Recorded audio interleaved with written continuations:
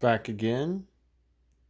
Now, though, we're going to do some spoiling. We got a little change. I thought about writing all this in red. I don't know if it's not like you guys can really see it, anyways. Here, well, there, that, and now we're gonna move it right back to where it was. Anyways, now we're gonna talk some spoilers here about the Eternals. Reiterate, I will separate a video, some kind of origin story, if you will. Predisposed to enjoy movies like this, and of course, I already do. I do think that it's a little bit bloated, so to speak, in the sense that it has amazing ideas all over it. So it's a cesspool of concept, which is good, sort of. That's what Marvel is. Marvel is a cesspool of concept. That's what Simpsons is, and that's what anything that's been syndicated. I officially have this terminology that I'm going to say that, Disney, my favorite company probably on the whole planet, has syndicated concepts as we know it. And at this point, because of that syndication, I honestly feel that we're all confused enough to where you tune in, you enjoy, you tune out. Does it all need to connect? No. Are they going to keep on fishing? Yeah. And ultimately, are they going to explain away things that are important? Sure. Oh, that reminds me. Bad guys. I didn't even rate the bad guys anywhere on there. I have to say, this is mostly positive stuff. The bad guys. Seriously. Let's not forget, this is spoilers. We're thinking out loud here. It's permitted. And that's that the bad guy was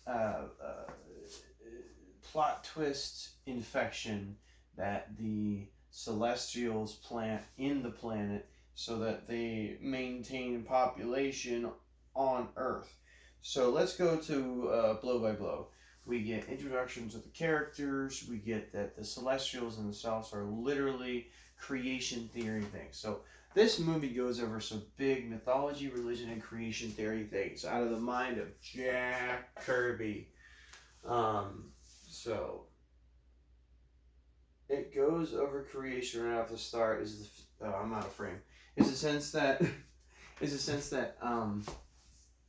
each being that is created was born of, I forgot, I didn't write down their all knower's name, their watcher's name, which by the way I have a whole watcher theory.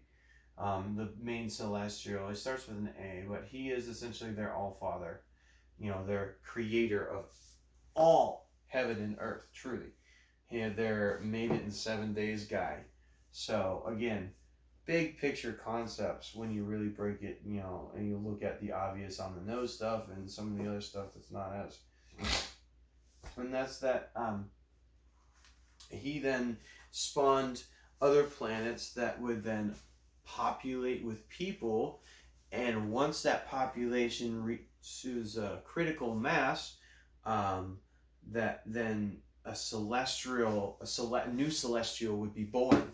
So of the billions sacrificed within the planet itself, new solar systems, which is what celestials are, is like full, like they create entire systems, and then they pass on to the next generation, the next billions of people. And that's and the struggle here is as the Eternals, who find out that they're just essentially cyborgs, in my opinion, just fancy robots that have always been there, will always be there, and essentially take care of all the big deeds. They're like the Four Horsemen, but there's like 12 of them. It's insanity. And they're there to destroy the planet, but they don't know it.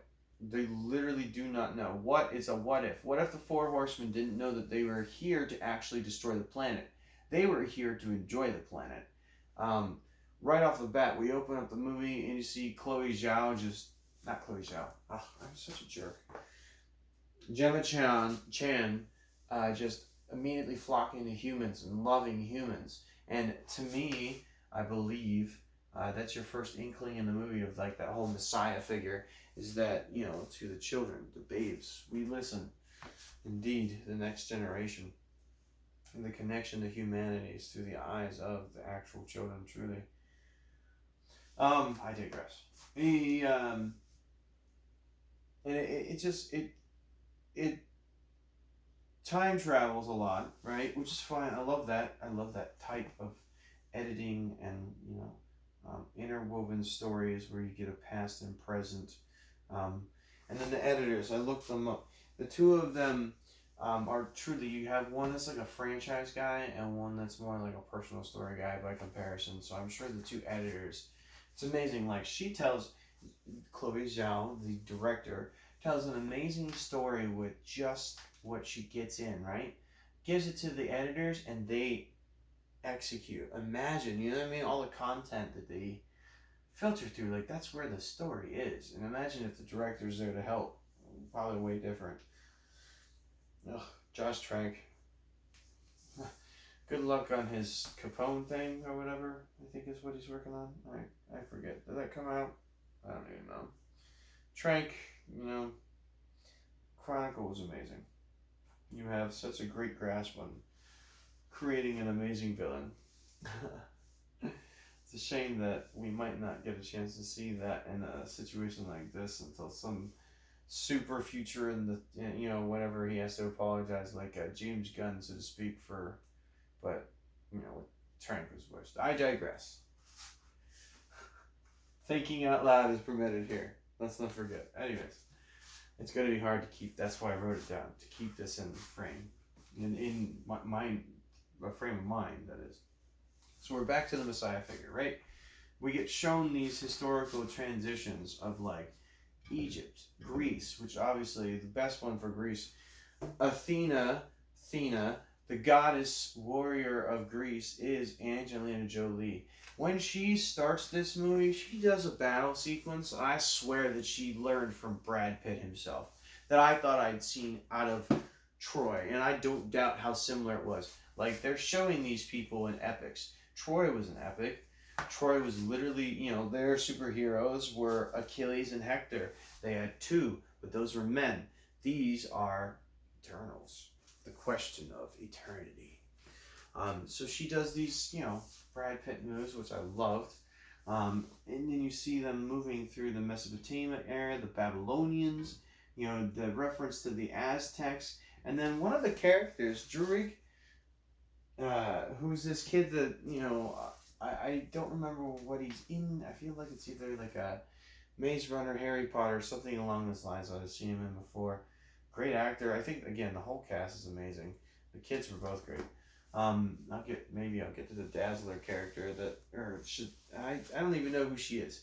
She has the ability to change perception.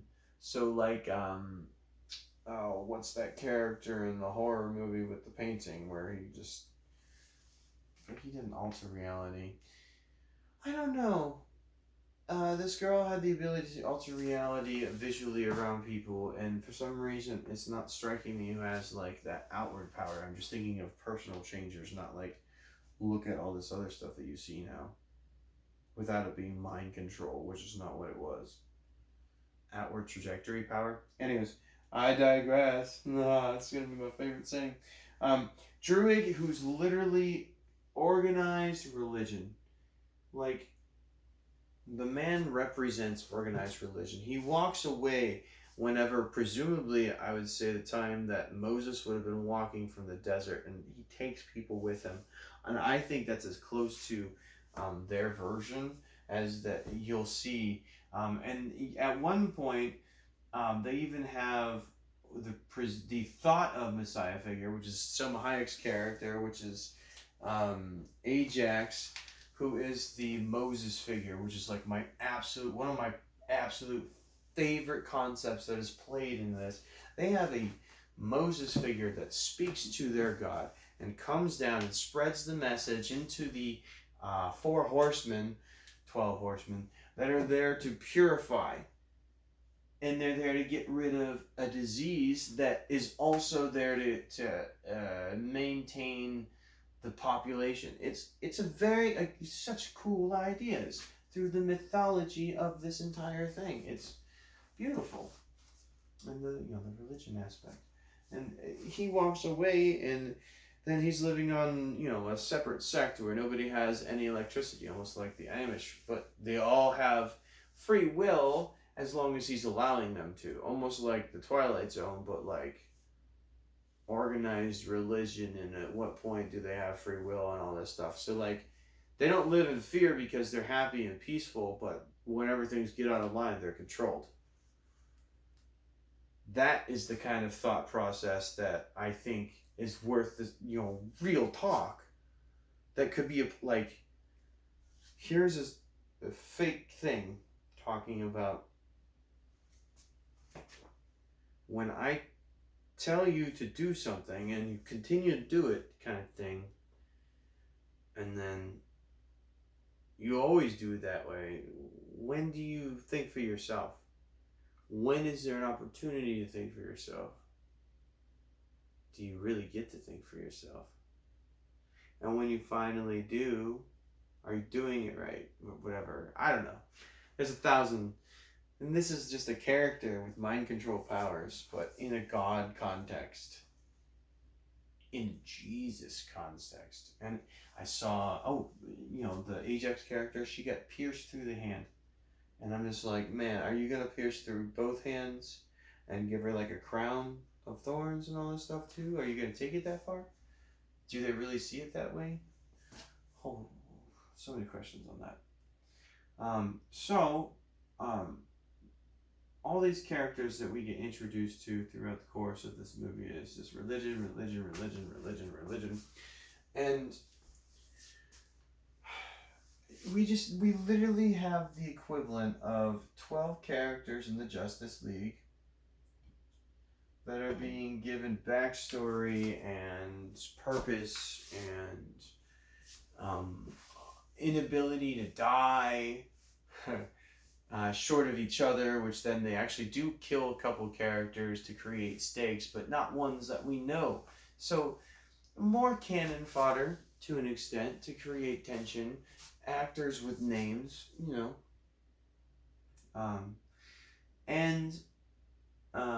the big things to point out here with these superpowers, you have the Moses character has the ability to heal. You've got a couple fighters. One is like a brute force. He's the strong silent type. You got one that does the dazzling of changing appearances to whatever she wants. The little kid that can't age, the Pinocchio complex, the Dada complex. That's a phenomenal story too, technically, if you think about it. You've got speed, you've got, shooting powers. It's all varietal Justice League style characters. But again, the on the noses, your Superman is your Richard Madden Icarus. He can fly and he has the eyesight and he obviously has strength and stuff like that. I think they all have a certain amount of strength, truly.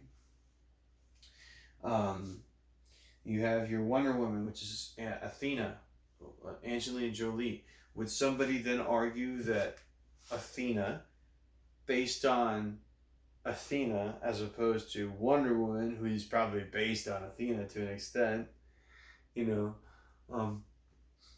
then let's also, this is almost an introductory, just Greek mythos concept, where you just get these. And if I look up all the character names in their Latin forms, I'm sure that they mean significantly more. I mean, they use Gilgamesh, which is the strong but silent type.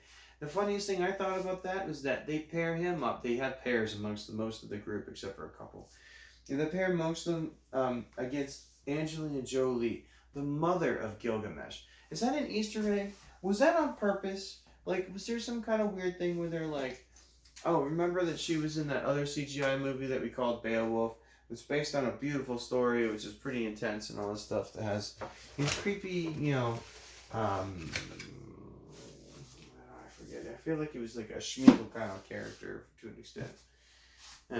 Anyway, in my head at least. And Angelina Jolie was the mother of. So, we move on. We get the introduction to the characters. We were on Wonder Woman. Then we have our um, Batman. Camille Nanjiani is literally like the Batman. They referenced Alfred. They called his butler, who walks around and they contain so much humor amongst the two of them, Alfred-like character. Are you kidding me? So we have a butler, but he's got a sense of humor like a maybe more of a Flash, less of a Spider-Man. You know what I mean? He's not interrupting people per se, but he's funny on the side. His history's funny. That's a mythology that would be like. How did he actually continue? He convinces people in India and Bollywood that he is his great grandfather's, so and so, and that he just looks like his father's father every year, right? Every generation. It's got to be in Hollywood on film, and it's working for a century. It's funny. But like, look at that kind of character intrigue. Look at that background. Like, that's cool. I'd love to learn more about that. And it's from a comedian. Yay. Love it. Love it. But he's your Batman. Ask money, all that stuff. He's a god, too, because super bad. Then we have our Green Lantern, which is the Brian Tyree Henry, who is... this is what I wanted to leave the video with, and I don't care either way. But I'm going to start with the fact that, like, this is literally what DC is trying to do, and they have already lost to Marvel. They lost their opportunity to use their gay character, their Green Lantern character, on screen first, before this guy, who's the original one on screen now, and to an extent, Green Lantern will look almost like a copycat, because you tell me that his powers are not Green Lantern. He's an engineer with the ability. Why didn't Green Lantern go to an engineer, by the way? Like, why was it an artist makes sense? Like, maybe I know that. I don't know. I think military. Artist, I don't know the other one, but an engineer, come on. Brilliant. Maybe over detailed. And then we have a Flash, which is the deaf character that I love. ASL, everywhere that you can see it, all the time, with a real deaf actress. Amazing. Absolutely amazing. And the Alfred character, I already went over that. So, we literally have a Justice League. We have a Thanos is a potential Eternal, a Deviant, maybe Loki and all that's going over that I missed a couple episodes of. And he knows that if you keep the populations down, then they won't feed the Celestials. That is, talk about like mind-blowing. I'm like, oh. All of a sudden, you might want to give Thanos a little more credit. Whether or not he's right, which he's not. It's just the fact that, like... I mean, I don't think he is. Is the fact that if he's trying to stave off, the next Celestial by killing half of existence, was he wrong? Was his deviation doing something that he... Like, these Eternals finding... self-awareness that their god is corrupt by wiping out humanity. Brilliant. There is a second place character, the unwilling, or the what is it called? The resistant hero. You have in Gemma Chan. Circe has the ability, this is going to be big spoiler stuff too, which I think is huge mythology stuff, is that she has the ability, she keeps saying, I can turn a rock into this, and I can turn a rock into that. But I'm like, I'm pretty sure that you can turn things that are inanimate, is what I'm gathering. I saw flowers, so I don't know how that works exactly, because I thought it was living versus not living initially. But, like, she turns something into flowers, so that has life. If they're real flowers, or whatever the explanation is. So... she suddenly has the ability at one point in the movie to stop the bad thingies, the dogs, I forget what, deviants. Use names. And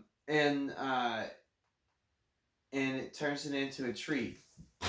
And if they don't see that they're synthetic, it can turn synthetic. So to me, if she turned her power on... Excuse my butt itch. That was gross. Say she turned her powers on her commingling robots. I think technically she could turn them into whatever she wanted.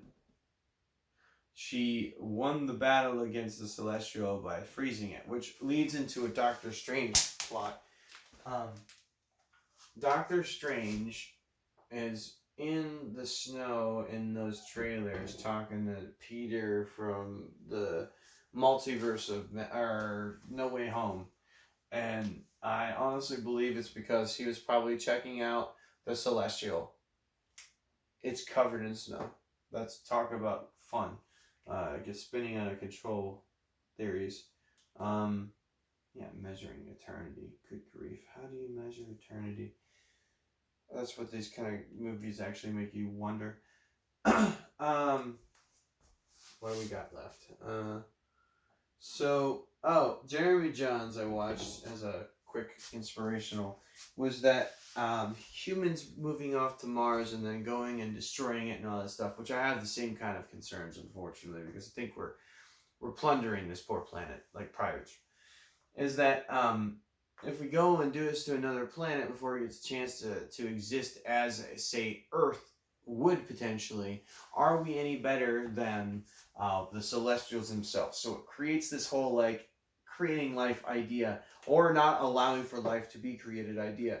And I have to say, I would think, with all the crap that we see and know in this world, I would think that the moment that life is even in our sights, that we would lean into a Star Trek world as opposed to, I hope, or a Dune world, unfortunately, or Star Wars long before it was an empire kind of thing. Like, I think we have a more likelihood to be an empire of planets or humans moving out to conquer others.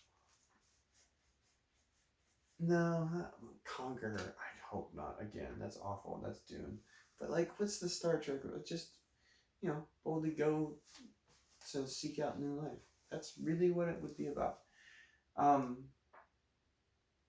Man, I should watch some Star Trek soon again. But so begat chicken egg stuff. This movie has such interesting ideas. So easy crossovers was another fun one. Now they have 25 movies. They have their phase 4 set up or whatever it is that we're on now, because I know Fantastic Four is maybe it's like the end of it or something like that. We have so many easy crossovers. They sent off 2 Eternals into outer space to easily run into Guardians of the Galaxy or Thor, but they ran into Star Fox and Patton Oswalt's troll character. And as soon as I heard his voice, which is where some of that bad CGI was, oh my gosh, I saw the troll character. I'm like, really? Wouldn't you guys put a little more? Presumably in whatever movie they show up in next, the amount of CGI or whatever, he's gonna look more like Rocket Raccoon and less like this nasty little troll thingy that's like, whatever. And Harry Styles as apparently he's gonna have the superpower of like being everyone's infatuated in him or listening to everything he has to say or something. And then he's revealed to be the brother of Thanos, the younger brother of Thanos, who's apparently an Eternal, which is what this is all about, which is where all the connective tissue comes from. It's like, woo! Mythology. Very interesting. Very, very interesting. I'm going to hit up on this Pinocchio data thing one more time, though. One of the cool internal stories that's going to probably get overlooked is the question of what is life or what is existence, per se. These things are sentient, but they're robots. And they are programmable and deprogrammable. So it talks about that in a sense that it takes away their existence every so often by wiping their memories, who they are. Now, it does it again internally with Sprite, the character I got confused because of the name. I thought it was a drink somewhere, and I'm like, what? So Sprite is stuck being a child forever.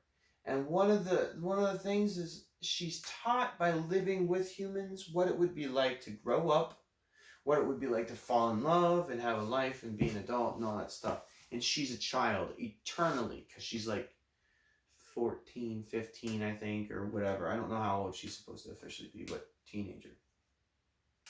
What would it be like to live a life eternally, thousands and thousands and thousands of years as a child? Like a vampire thing, but that's where I wonder at the vampire and how Eternals and all that stuff kind of transpires into the mythology of. So she falls in love with another character. Fantastic interwoven story play. I actually love that. I think that should have been drawn up just a little bit more. Like when it finally rears its head, it felt a little bit undersold. Like it had an opportunity to be this beautiful act of betrayal, and it felt a little bit like it, but I didn't feel it. So maybe I missed something. Maybe on a repeat viewing and all that. Anyways, trying to think. I think I've covered everything spoilery I can come up with. The last introductory would be Mr. Kit Harington as the next Black Knight, who's going to have the ability to date Cersei, who's going to have the ability to time travel, so they can find out about the sword that he's given, which they reference King Arthur in there. They're like, didn't King Arthur have a thing for you? And I think it was King Arthur having a thing for Athena, according to, I forget who said it. Or Athena, no A. No A. She even corrected somebody. It's just Athena, no A. I don't know. I think the mythology of this is absolutely beautiful. The religious aspects and twists are very interesting. The interpersonal relationships are beautiful. The CGI is questionable at times. The dialogue is questionable at times. But this is a great movie. If you would really like to go see it in theater, that's the way to do it. This at-home stuff is just, unless you have a literal theater at home at this point in your life, which is not impossible, but like, you gotta see stuff like this on a gigantic screen with gigantic sound. I have so many other ideas about all that. But hey, goofy spoilers out. I'm gonna say 3, 2, 1. ASL. Everybody should learn some. Such a great use in 2 movies, 2 sci-fis. ASL, Eternals, and Dune. ASL. Go figure.